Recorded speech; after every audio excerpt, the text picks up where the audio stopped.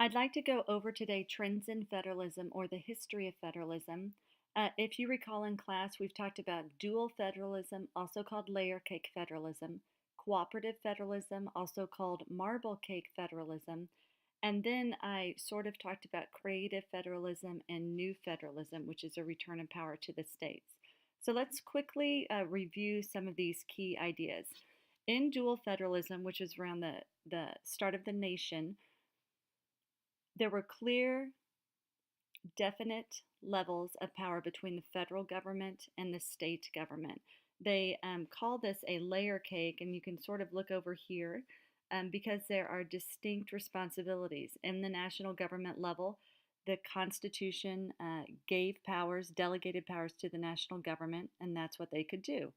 Any power not granted to the national government was reserved to the states, such as business licenses, marriage licenses, any type of professional licenses, civil laws not involving federal issues, education rules, really anything under the 10th Amendment.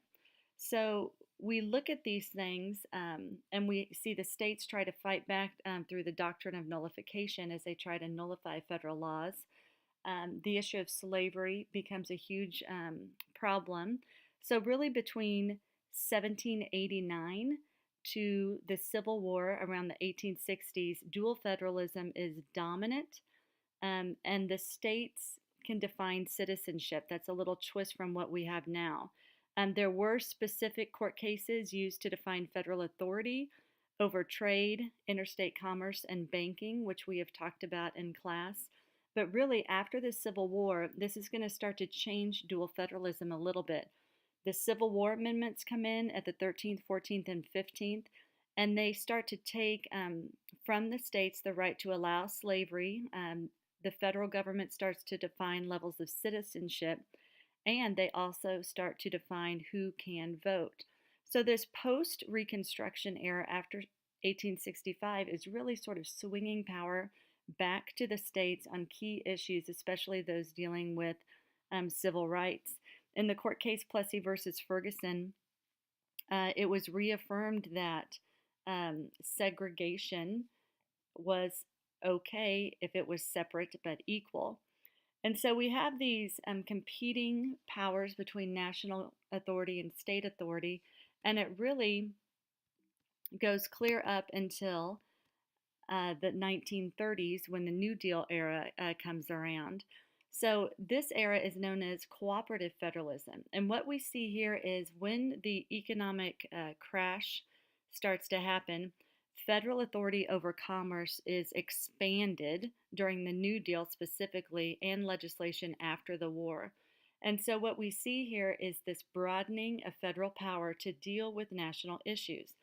So instead of this clear-cut dual or layer cake federalism, we have what we call marble cake federalism. So both work together to carry out government functions, but power really does swing to the federal government to help solve issues because of world wars, because of the economic crisis. The federal government took control, specifically over some state issues. An example of this being in the civil rights realm was Brown versus the Board of Education, the Civil Rights Act of 1964, later the Great Society programs. The federal government started to take over authority as civil liberties and public welfare was expanded.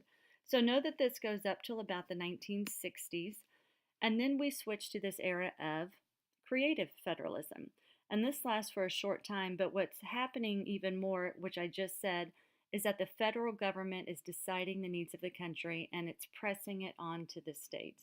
That Great Society program, the war on poverty, those things where, again, the national government is taking control over domestic policy. So the last portion of the history of federalism is sort of what we teeter on today, and that's called new federalism. And this is often known as the devolution era. So with the election of Ronald Reagan in 1980, and really the Republican majorities in Congress, specifically in the 94 election, efforts were made to limit federal control and influence. So more welfare control was given to the states, more emphasis was given to private companies in areas of schooling and federal assistance. And so we call this shift of power the devolution of power. It's a return of power from the national government to the states. We also see revenue sharing taking place, where the federal government is taking away some of those strings and sharing the revenue with the states for programs that they deem appropriate. Also, block grants are very important at this time. Again, giving states authorities, such as the 1996 welfare program that was rewritten, and it gave the states power to decide how they best wanted to use that money. So that stops our history of federalism, and I'm going to do a little part on fiscal federalism next if you want to watch that as well. But that's just a quick thing on federal power and the history of federalism.